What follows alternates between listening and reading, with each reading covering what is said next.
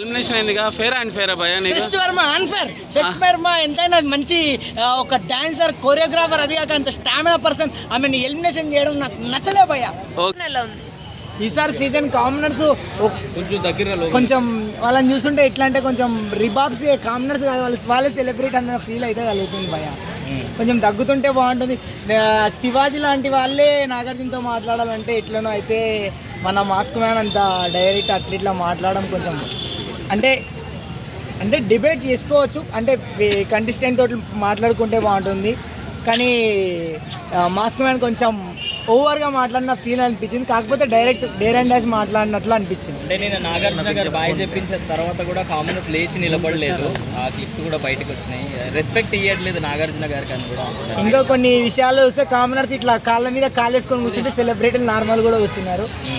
ఏందో మళ్ళీ కామనర్స్ ఎందుకు మళ్ళీ అట్లా చేస్తున్నారో. ఇంకొకటి చెప్పాలంటే పబ్లిక్ కూడా ఎవరు కామనర్స్ని ఇష్టపడతలేరు ఈసారి. పోయినసారి పల్లవి ప్రశాంత్ ఎంతమంది ఇష్టపడతారు అటు పోయినసారి.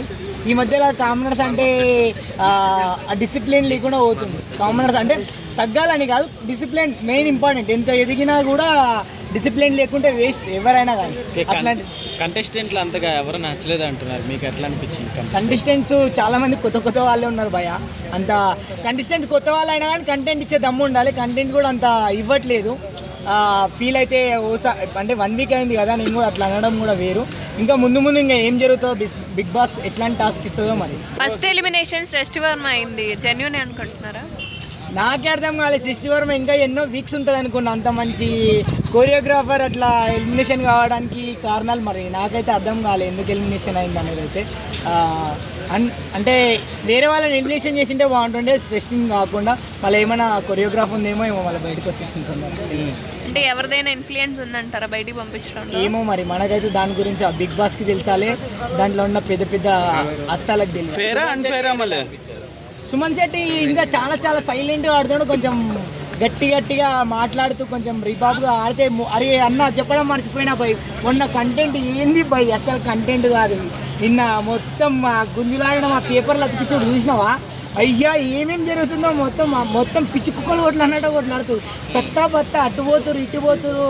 ఇంకా కొన్ని సీన్లు అయితే ఇది గుర్తుకొస్తాయి. పట్టువారి ఇతర గారు అరిటాకులు నాకు పరిమాణం పెడుతుంటే పరమాత్ముడు అనుకున్నా ఆ పాట వస్తుంది భయ. నిజంగా అంటే కొన్ని మొత్తం రోల్ చేసి పడేస్తారు, అవునా కదా భయ్.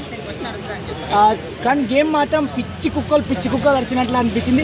ఇంకొకటి చెప్పాలంటే మాస్క్ మ్యాన్ కూడా డిబేట్ చేయడం కూడా కరెక్టే అన్న థాట్ అయితే అనిపించింది. కాకపోతే రిబాబ్గా కాకుండా రిక్వెస్ట్గా దాన్ని మాట్లాడింటే బాగుంటుండే.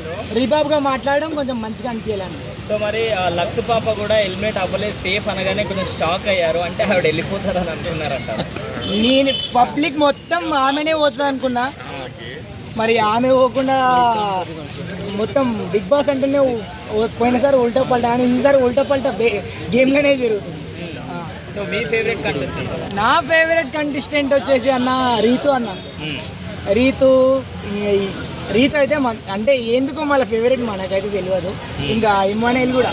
లాస్ట్ టైం పల్లవి ప్రశాంత్ లాగా ఇప్పుడు పవన్ అలా గేమ్ ఆడుతున్నాడు అని టాక్ నడుస్తుంది, మీకు ఎలా ఉంది?